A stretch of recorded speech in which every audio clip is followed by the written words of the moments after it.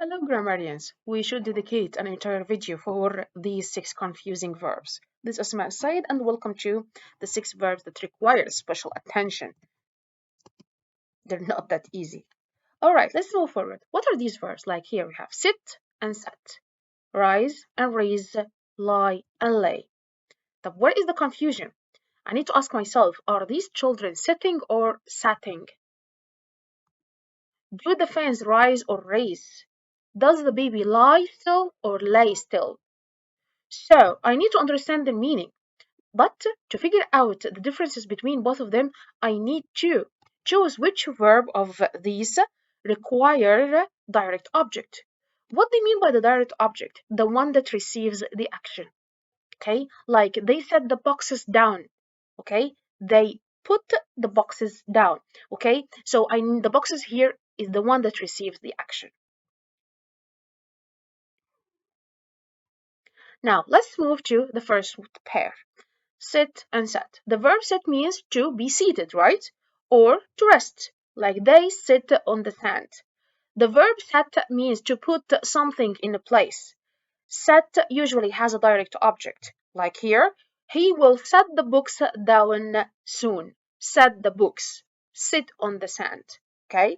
Sit on and set the books. As you can see, that sit requires a preposition that follows, but set requires a direct object, the one that receives an action. Okay, now, which principles do these verbs form? Okay, like here, sit is sitting. The past sat, the past participle has or have or had sat. Sat is setting, set has, have, had, sat. Okay, so far, so easy. Like we sit on the park bench. We are sitting on the bench. We sat there all day. We have sat on the bench before. She set the lantern down. She is setting it down. She set the lantern on the table. She has sat it down already. Now, let's practice them. But before you do it on your own, let's do them together. Okay? The family down at the table. Down here. We don't have a direct object. Yes. My family sat down. She, the basket on the floor. Basket here, there's a direct object. Sat. The lawn chair are by the pool. Huh? Here we don't have a direct object, so are sitting. Let's check the answers. The family sat down. She set the basket. The lawn chairs are sitting. Now, you can pause the video and come back to check the answers, okay? Now, before I start, I need to ask myself 2 questions, okay? The first one, do I have a direct object or not? To determine which verb shall I use. The second question, which tense I am. So I can make a proper choice when it comes to the principle of the verb form. What do I mean? Number one here, I on a broken chair at the party yesterday. On, okay? I don't have a direct object here. So I'm going to choose sit. All right, yesterday, that's the verb in the past. So in this context, I'm going to choose the past of sit. What is it? Sat. You got what I mean? Okay, let's check the answers. But I sat on a broken chair at the party yesterday. Last night, I am in the past. Kim, her ring. Her ring on the dresser. Her ring, that's a direct object. Again, sat. And as we have learned, that's sat. No change. At the game, Kevin was next to Paulo. Next to, we don't have a direct object, so I'm going to choose sit. Was is followed by verb by ing. Was sitting. You got it right. Don't forget to double the consonant, double T. I have here for hours waiting for you. Here, that's not a direct object. Again, yes, sit. Now, what is the past participle of sit? Sat. Before she left, Josie had a loaf of bread on the counter. Yes, what is the past participle of? Here I have a direct object. Set. It's set as it is. So far, so good. No confusion at all. Now, rise, raise. We are going to apply the same concept, okay? One requires a direct object and another doesn't, okay? and use them according in the proper tense according to the clues provided in the sentence. The verb rise means to go upwards, okay? Like slowly the balloons rise into the sky. The verb raise means to lift something up, to carry, to elevate it. But raise and it requires a direct object, okay? Like they raised the flag. Okay, rise, rising, rose, risen. Raise, raising, raised, raised. That's a regular verb. Let's put them in action.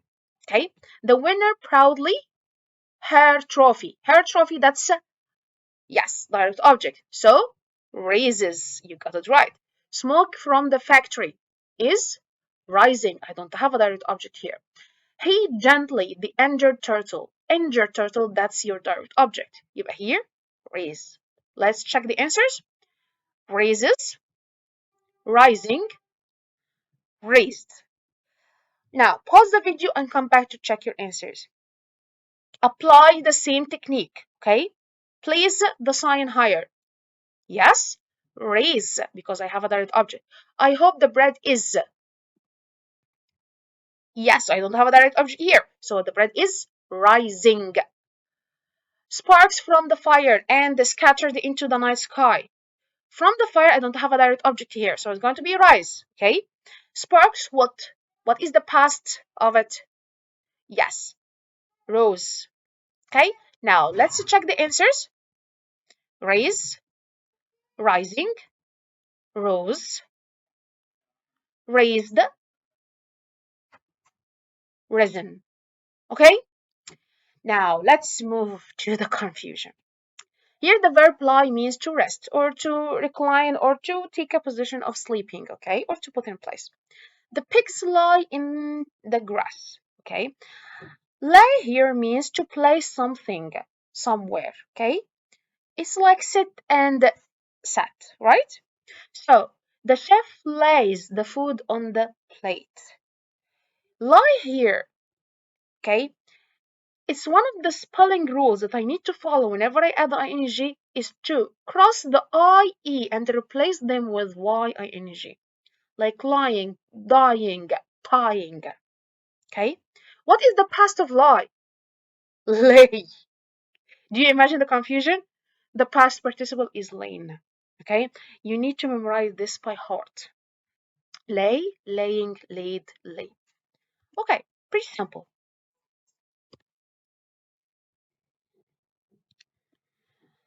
Okay, so the base form here, please lay the blanket on the bed.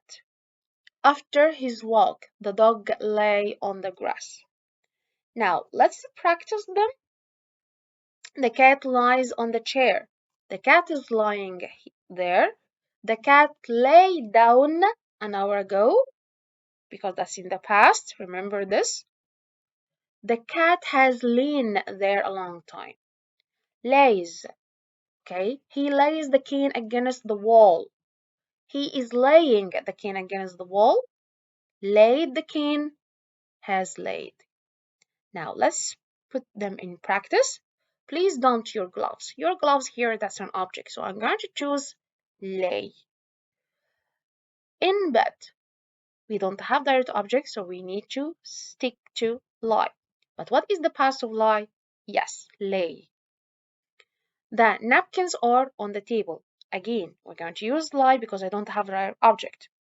Now, what is the spelling of lie? We drop the IE and replace them with Y, lying. Now, check our answers. Lay the gloves, lay in bed, are lying. Now, I need you to pause the video and come back to check your answers. Then the clerk laid the small package on the scale. Those clothes well on the floor until you pick them up. Here, lie. Again, we'll put it as it is because it follows will. Who this paintbrush? This paintbrush, that's a direct object, so I'm going to stick to lay. Okay, in the past, yes, laid. That wet towel has been here all day long. I've told you, whatever comes after verb to be should be should be added by ing. Okay, the wet towel here. So lie, lying, has been lying here. After his playtime, the puppy down and slept. Yes, the puppy lie down. But what's in the past? Lay down. Okay? You can pause the video, check your answers, okay, in class. Thank you for watching. See you later.